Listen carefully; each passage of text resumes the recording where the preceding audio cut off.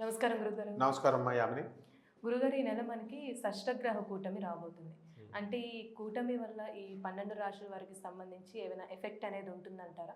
మనకి ఈ మార్చి నెల 29వ తేదీన మనకి అమావాస్య తర్వాత సూర్యగ్రహణం రాబోతుంది. ఆ రోజే అందులో అష్టగ్రహ కూటమి జరుగుతోంది. షష్టగ్రహ కూటమి జరగబోతోంది. షష్టగ్రహ కూటమి అంటే ఏంటంటే ఒకే కక్షలోకి 6 గ్రహాలు రావడం. అంటే ఒకే అలైన్మెంట్లోకి రావడం. ఇప్పుడు మీనరాశిలో 5 గ్రహాలు ఉన్నాయి. బుధుడు, శుక్రుడు, రాహువు, శని, రవి 5 గ్రహాలు ఉన్నాయి. దానికి ఎదురుకొండగా కేతువు కన్యా రాశిలో ఉన్నాడు. కేతువు అంటే 6 గ్రహాలు ఒకే కక్షలో వచ్చేసినాయి. సో దీన్నే ఈ షష్టగ్రహ కూటమి అంటారు.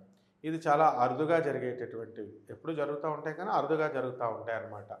సో అంటే ఇప్పుడు 1962లో అష్టగ్రహ కూటము జరిగింది. మళ్ళీ ఇప్పుడు త్వరలో ఇప్పుడు 6 గ్రహ కూటమికి వచ్చాం కదా, తర్వాత సప్తగ్రహ కూటమి, తర్వాత అష్టగ్రహ కూటమి, ఇలా ఒక ఆర్డర్ ఉంటుంది.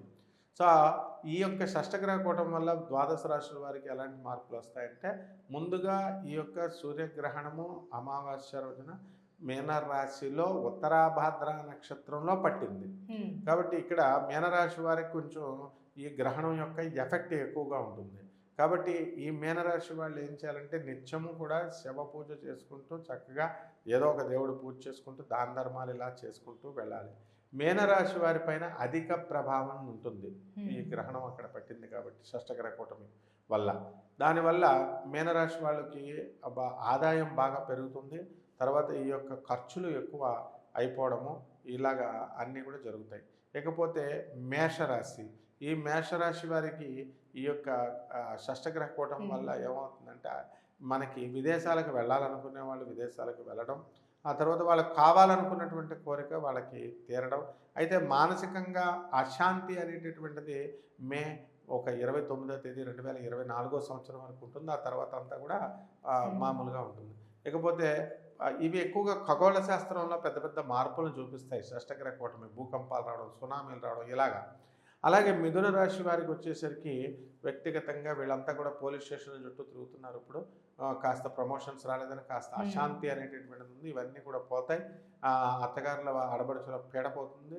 అలాగే ఈ యొక్క అంటే వీళ్ళు అలా కోరుకుంటారనమాట. మిథున రాశి వాళ్ళు బటర్ఫ్లైస్ కాబట్టి అందరూ కాదు, కొంతమంది. సో వాళ్ళు కోరుకున్న కోరికలు తీరుతాయి. ఇక కర్కాటక రాశి దగ్గరికి వచ్చేసరికి కర్కాటక రాశి వారికి కొంచెం జాగ్రత్తలు పాటించాల్సినటువంటి అవసరం ఉంది షష్టగ్రహ కూటమి వల్ల. అండ్ ఈ అష్టగ్రహములో వచ్చేటటువంటి రాహుగ్రహ ప్రభావం వల్లనే కర్కాటక రాశి వాళ్ళు మానసికంగా అశాంతి చెందడానికి అవకాశాలు ఉంటాయి. ఆదాయ వ్యయాలు ఏం పర్వాలేదు. కర్కాటక రాశి వారికి కుక్కలు కూడా కరవడానికి అవకాశాలు ఉన్నాయి.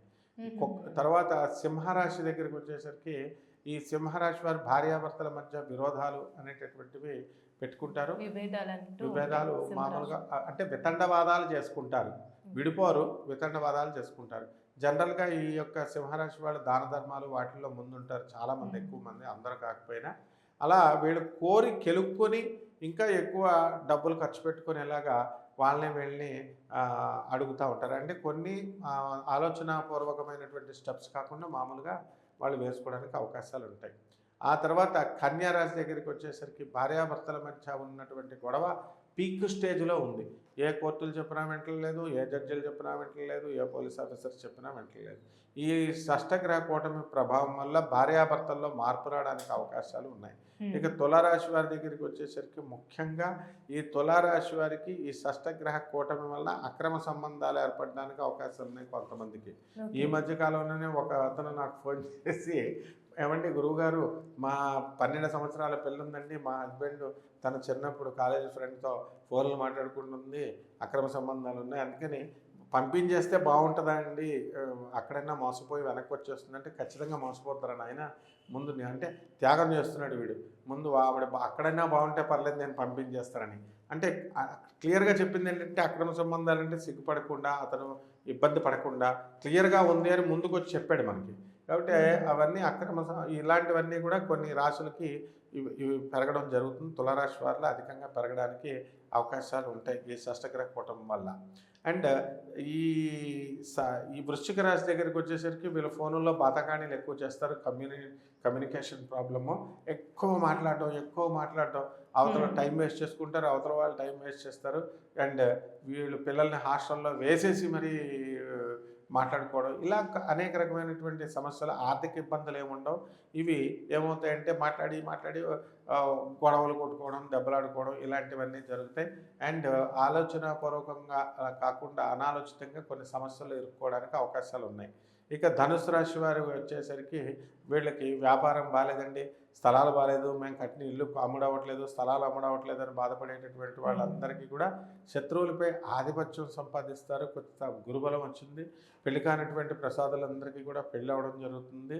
ఈ మానసిక అశాంతి అనేటటువంటిది కాస్త ఎక్కువ అవుతుందన్నమాట ఈ ధనుస్సు రాశి వారికి. ఇకపోతే మనకి ఎప్పుడు ప్రజెంట్ మే 30 వరకు, ఆ తర్వాత మళ్ళీ మే 30 దాటిన తర్వాత బ్రహ్మాండమైనటువంటి వ్యాపారాలు ఇవన్నీ కూడా వీళ్ళు చేయడం అనేటటువంటిది జరుగుతాయి. ఇక అక్కడి నుంచి మకర రాశి పైన షష్టగ్రహ కూటమి వలన బ్రహ్మాండంగా ఉంటుంది. వీళ్ళు ఆల్రెడీ భార్యాభర్తల మధ్య ప్రాబ్లమ్స్ అనేటటువంటి జరుగుతున్నాయి, కోర్టు సమస్యల్లో ఉన్నాయి. ఇవన్నీ కూడా ఒక దరికి చేరేటటువంటి అవకాశాలు మనకు కనబడుతున్నాయి. కానీ ఇళ్ళు స్థలాల కోసం చేసినటువంటి అప్పులు మాత్రం తీరలేదన్నమాట, కొంచెం తీరుతూ ఉంటారు. లేకపోతే కుంభరాశికి వచ్చాం. ఈ కుంభరాశి వల్ల వీళ్ళకి పనులు లేవు, ఉద్యోగాలు లేవు, మాకు సంపాదన లేదు, ఇన్కమ్స్ లేవు అని బాధపడేటటువంటి వాళ్ళందరికీ కూడా ఈ షష్టగ్రహ కూటమి వలన పనులు దొరుకుతాయి. వివాహాలు కానటువంటి వాళ్ళకి వివాహాలు అవుతాయి. ప్రేమ వ్యవహారాలు వీటిల్లో మునిగిపోయినటువంటి వాళ్ళకి ప్రేమలు ఫలించేటటువంటి అవకాశాలు ఉన్నాయి.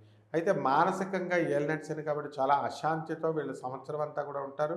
వీళ్ళు ఇంకొక ఏలినట్స్ శని వాళ్ళ ఇంట్లో కనుక వీళ్ళ ఇంట్లో ఉన్న ఏలినట్స్ శని వాళ్ళ ఇంటికి వేరే వాళ్ళ ఇంటికి వెళ్ళినా కాస్త ప్రాబ్లంలు అవడానికి అవకాశాలు ఉన్నాయి. ఇకపోతే మీనరాశి. మీ మీనరాశి వారికి అందరికీ కూడా ఏం పెద్ద ఎఫెక్ట్ ఉండదు. హాయిగా ఖర్చు పెట్టుకుంటారు, బ్రహ్మాండంగా సంపాదించుకుంటారు. అండ్ ఏ సమస్య వచ్చినా సరే దున్నపోతు మీద ఏగవాలినట్టుగా ఉంటుంది. కాబట్టి వాళ్ళు ఏమీ పట్టించుకోరు.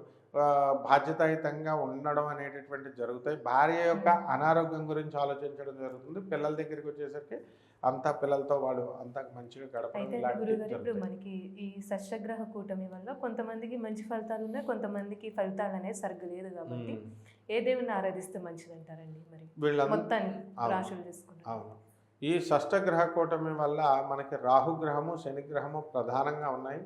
అందువల్ల ఈ రెండింటి గ్రహాలని జపం చేసుకోవాలా, లేదా దేవతాపరంగా అయితే దుర్గాదేవి యొక్క ఆరాధన చాలా శ్రేయస్కరమైనటువంటిది అనమాట. కాబట్టి ఆ గ్రహ జపము, దానికి సంబంధించినటువంటి గ్రహ జపం వెళ్ళి చేసుకోవడం, దుర్గాదేవి యొక్క హోమాన్ని, చండీ హోమాన్ని, అమ్మవారి యొక్క సప్తశతి పారాయణ, ఇలాగ లలితా సహస్రాలు ఇలాంటివన్నీ కూడా చదువుకోవడం. ముఖ్యంగా కేవలం చదివితే సరిపోదు. పేదవాళ్ళందరికీ కూడా దాన ధర్మాలు, నేను కిలో పావు నల్ల నువ్వులు, నల్లని వస్త్రాన్ని పేద బ్రాహ్మడికి శనివారం నాడు ఉదయం 8 గంటలకు దానం చేసుకోవాలా. ఇలా దాన ధర్మాలు అనేటటువంటి సున్నండ్లు తయారు చేసి పేద ప్రజలందరికీ కూడా పంచిపెడుతూ ఉండాలి. ఇలా కొన్ని చిట్కాలు, కొన్ని సమస్యల పరిష్కారం కోసం కొన్ని క్రియలు చేసినట్లయితే తప్పకుండా పేదవాళ్ళ పట్ల జాలి కలిగి ఉండి వాళ్ళకి సహాయం చేసేటటువంటి ప్రక్రియలో ఉన్నట్లయితే బ్రహ్మాండంగా వీళ్ళకి ఈ షష్టగ్రహ కూటమి వీళ్ళపైన మంచి ఫలితాలను ఇస్తుందన్నమాట. చాలా చక్కగా తెలియదు గురుగారు. ధన్యవాదాలు.